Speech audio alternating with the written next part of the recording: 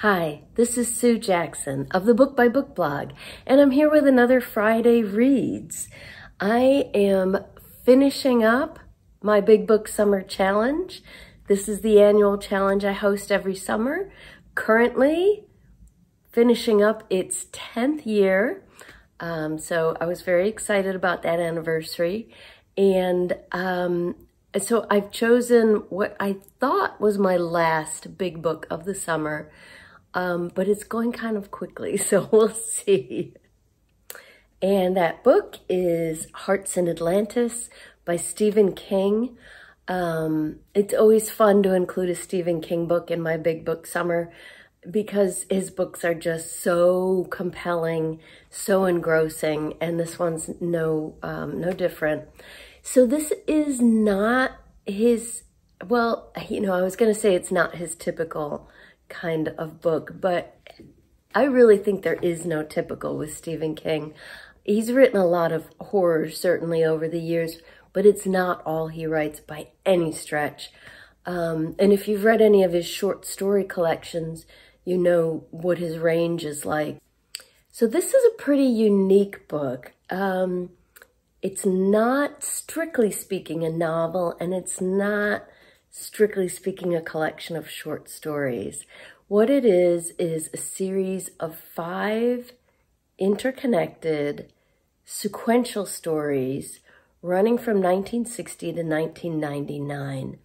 There are 2 novellas and I think 3 short stories.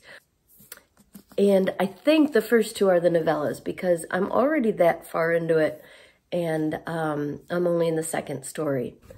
So the first story is set in 1960 and it's called Low Men in Yellow Coats.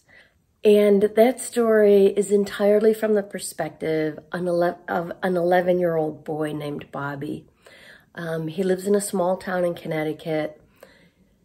So there's a lot going on in this story, but at its heart, it is a story of boyhood, of being an 11-year-old boy in 1960 in small town America. And nobody writes from the perspective of a kid like Stephen King does. He just perfectly captures the mindset and the thoughts of children. He's done it so well in so many different cases. The short story, The Body, which was turned into the movie Stand By Me, about 4 boys who are walking one day and find a body. Even It, it's a horror story, but it's focused on the children. So he's so talented at this. And this first story is no exception. I was just pulled right in. I was completely engrossed in the story. That's why I think this book is going so much faster than I thought it would. It is a very large book, 500 and some pages, but the way he writes is just so compelling. I read much later than I should be at night, and I just want to keep reading. So in that first story, now my husband read this last summer for Big Book Summer. This is one of many Stephen King books that we inherited from my dad.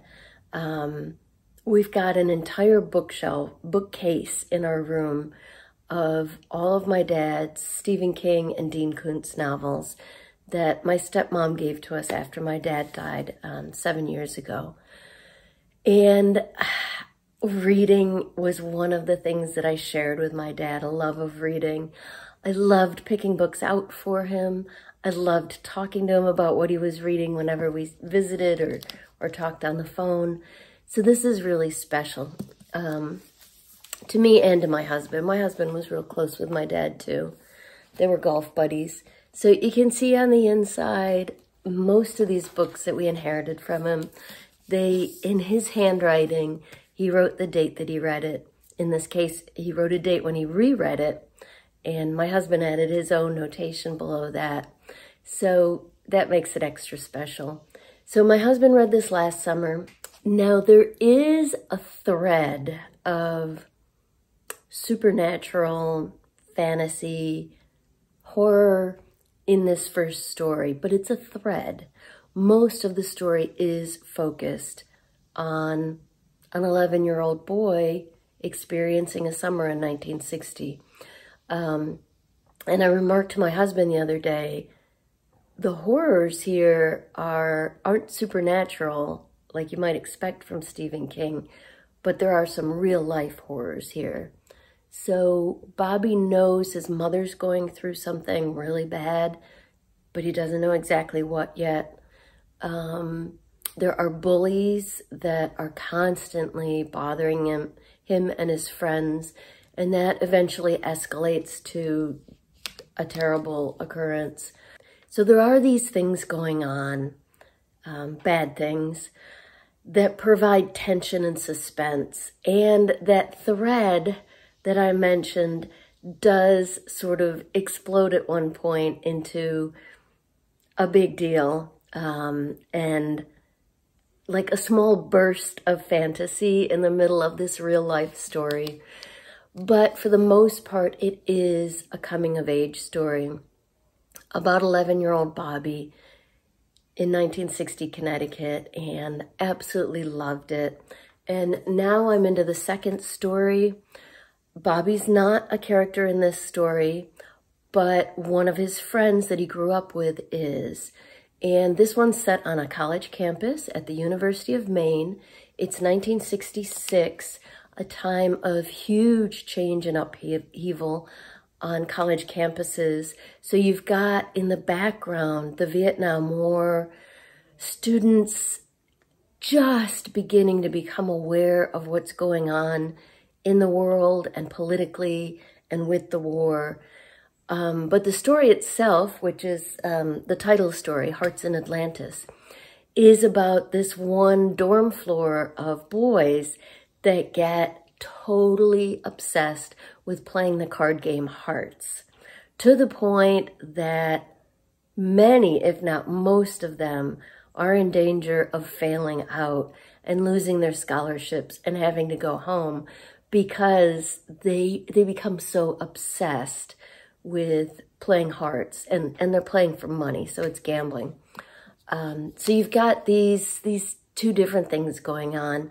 The pull of the Hearts games, and in the background, the beginning of war protests on campus, and the peace sign showing up for the first time and things like that. So far, I am loving the stories in Hearts in Atlantis. I can't wait to see what comes next. I am also listening to a big book on audio, what I assume will be my last audio big book of the year. I don't know, if this keeps going as quick as it is, I might actually fit in one more book in print. But my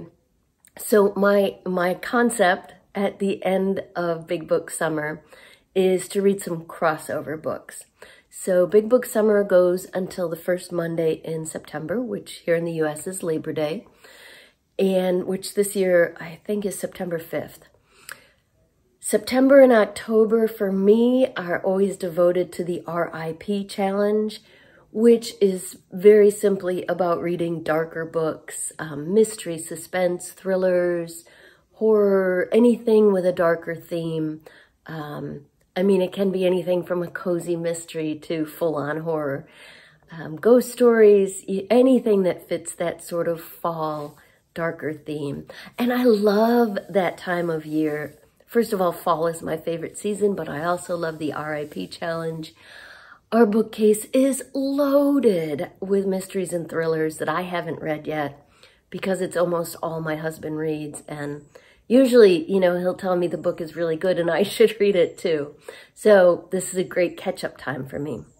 So typically my last big books of the summer, which I finish in September, also count as my first books for the RIP challenge, which starts September 1st. So that's why I chose the Stephen King, which is suspenseful and definitely dark. And on audio, I have just started listening to The Madness of Crowds by Louise Penny. So I have a strange relationship with Louise Penny. I know many people are huge fans of this series, her Inspector Gamache series, which is set in Quebec. I read the first book, Still Life, for one of my book groups, and I enjoyed it. But I'm not much of a series reader in terms of like reading all, I think she's up to 19 now. So the next Louise Penny book I listened to was number 15. And I believe that was last summer, A Better Man. So this summer I'm listening to The Madness of Crowds, which is number 17 in the series. So, you know, each book is a separate, they're a mystery series. So each book is a separate mystery, a different case. And I have gotten to know some of the main characters. In this case, I'm not very far into it, but it seems like it is looking at our current political landscape. Although it's set in Canada, so that's interesting to me. But just like here in the US, it's highlighting certain extremist views. Now, in the case of the novel, she has completely made up an extremist view and a very charismatic person who is pushing this view. It's a really horrifying kind of opinion and proposal. And that is, so far, seems to be at the heart of this novel. So Inspector Gamache and his team have been, at the very beginning of the book, they're assigned to provide police protection for a speech that this controversial woman is giving at the local college. It's a small college.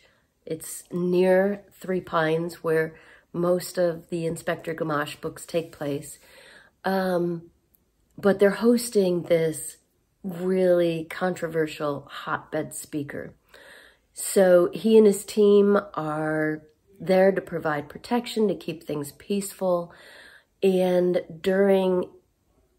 at the very start of her talk, somebody tries to kill her. So they don't know how someone got a gun in. They don't know what's going on. So you've got sort of a dual narrative here, because it's about this woman's very extremist views, which impact Gamache and his family personally. And you've also got, so far, the police involvement with trying to keep this, this gathering peaceful, and trying to find out, you know, how someone got a gun in and where the violence came from. That's all. I've just started it. It's very good so far. I think this one's going to be pretty thought-provoking given the subject matter.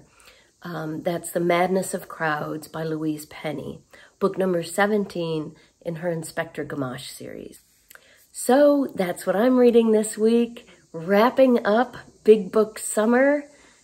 I've really enjoyed the challenge this summer and have gotten through a big stack of big books.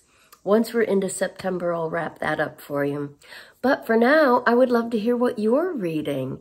Let me know in the comments down below.